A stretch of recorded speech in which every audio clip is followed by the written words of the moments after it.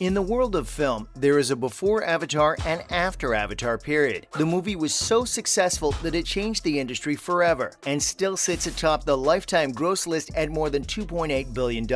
And fans of the first movie will be delighted that there is a sequel coming. Today we are discussing everything that is happening with the Avatar 2 movie, so stay right where you are. First up, what do we know about the plot? Well, of course, the finer points of the plot have been kept tightly under wraps, but we do know that the sequel will revisit the lives of Jake Sully and his partner Neytiri, who after the events of the first film have now adopted a human child. However, the first official synopsis was pretty vague when it dropped, reading, Jake Sully lives with his newfound family formed on the planet of Pandora. Once a familiar threat returns to finish what was previously started, Jake must work with Neytiri and the army of the Na'vi race to protect their planet. Once again, though, the Na'vi way of life will be threatened by the return of the RDA mining operation, which will force Jake and his family to head out to the reef, where they will meet a new tribe known as the Metkayina, where it is thought they could join forces to fight the evil that has returned to Pandora. It is also thought that the movie will be heavily influenced by water, and a lot of the action is set to take place in underwater and in volcanic locations. And James Cameron himself has promised that the movie will look so advanced that you just won't be able to imagine, which all sounds pretty promising, right? And producer Jon Landau added, I think the story of Avatar 2 and the strength of the story is what Jim Cameron always does in any of his movies. He writes in universal themes that are bigger than any one genre. Sounds great. So what else did Cameron have to say about the production? As we know, this has been a long time in the making, so obviously Cameron has been pretty meticulous in his preparations. The legendary director, who has been responsible for hit movies such as Terminator and Titanic in the past, spoke of how the film represents somewhat of a risk, given the money spent on its production, as well as the advent of streaming services such as Netflix and Amazon. He said, big, expensive films have got to make a lot of money. We're in a new world, post-COVID, post-streaming. Maybe those box office numbers will never be seen again. Who knows? It's all a big roll of the dice. However, he also reminded cinema goers of exactly that, going to the theater to enjoy the movie in the way it was supposed to be viewed. He mentioned how the crew had pushed limits by using high frame rate, higher resolution 3D, and greater reality in our visual effects, which sounds pretty cool. He also went on to reveal that he had visions of the return to Pandora being something really special, which is of course great news for fans of the first movie. He again mentioned how the movie is meant for the big screen when he said, every shot is designed for the biggest screen, the highest resolution and most immersive 3D available. I think we pulled it off. We absolutely cannot wait for this to drop. Are you guys excited? Let us know below. Next up, news of a new language developed especially for the sequel. Stay tuned. Fans of the Avatar franchise will be intrigued to learn that the movie's creators have commissioned a prominent sign language capable actor to create a brand new language, specifically for the new sequel. CJ Jones, who worked on the Baby Driver movie, has been brought on board to specifically create a new sign language for the Na'vi, which is set to span across all of the sequels, not just the second, most immediate addition to the Avatar franchise. And Jon Landau, speaking back in 2020, revealed the news on Instagram with a picture of Jones deep in conversation, captioning the picture with, from the set of the Avatar sequels, CJ Jones demonstrating to @JamesCameronOfficial the new Na'vi sign language he was commissioned to create. And of course, the addition of Jones was warmly received, with Neytiri actress Zoe Saldana commenting on how beautiful it was to see. Jones played the deaf foster father of Baby in Baby Driver, where the two communicated using American Sign Language, so this is, of course, a whole new ballpark for Jones. The actor was born to deaf parents, but is not actually deaf himself, which of course means he can easily explain to people on the production what he wants and needs whilst developing the new language. What do you guys make of this? Pretty cool, right? So what do we know about the cast? Thankfully, a lot of the core cast from the original Avatar movie will be back for more adventures, with the aforementioned Zoe Saldana reprising her role as Neytiri and Sam Worthington also returning as Jake Sully. Stephen Lang will also be back as the main villain, Colonel Miles Quaritch, even after being killed at the end of the first movie by Neytiri. And Cameron addressed this by saying, I'm not going to say exactly how we're bringing him back, but it's a science fiction story after all. Sigourney Weaver will also be stopping by again for the sequel, but this time she will be playing a completely different character. The legendary actress said, having read all 4 of the Avatar Avatar scripts, I think they're absolutely extraordinary and worth the wait. CCH Pounder and Matt Gerald are also back for more. It has also been revealed that Cameron's partner in crime on Titanic, Kate Winslet, will be a new addition to the cast as a member of the New Metkinia tribe, with The Sopranos' Edie Falco also stopping by as a commander of the invasion fleet. The Offer actor Giovanni Ribisi will also be joining, as well as Una Chaplin, who played Talisa Miger in Game of Thrones.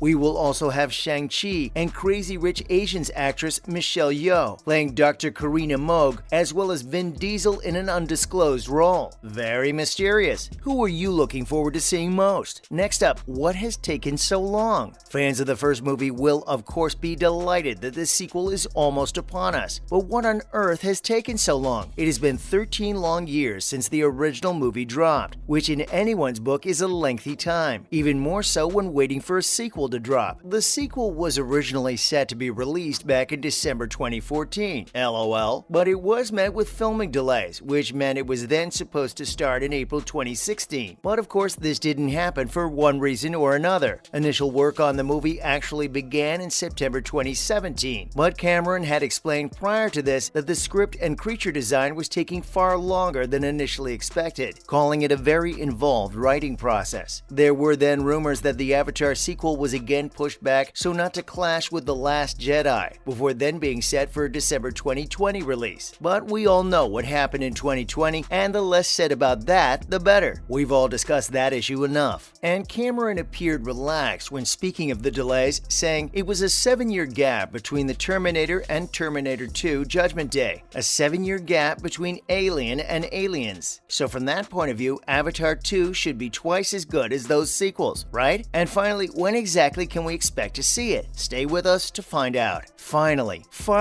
we have a release date for the long-awaited sequel. Having seen delay after delay after delay, we can reveal that 20th Century are set to release the movie on December 16th, 2022, right in time for Christmas. Cameron has confirmed that filming and production have now finished on the movie, and last month said that the crew were simply adding the final touches on what promises to be an absolute epic. And the legendary director has also given us a little bit of news about the following sequels, revealing that anything that had to be done with a specific actor, we did all the scenes for 2 and 3 together, and a little bit of 4, which is excellent for fans of the franchise. He has even gone as far as to say that Avatar 3 is 95% complete, which hopefully means we won't be subjected to another 13-year delay between the second and third installments. Cameron also reported that he had even filmed a bit of Avatar 4, saying, "I had to shoot the kids out. They're allowed to age 6 years in the middle of the story on page 25 of movie 4. So I needed everything before then, and then everything after. We'll do later." We cannot wait. As always, thanks for dropping by today, and remember to join us next time for some more fun reveals. And why not do us a solid by liking and sharing today's video, as well as subscribing to our channel so you don't miss out on more cool bits and pieces. Bye guys!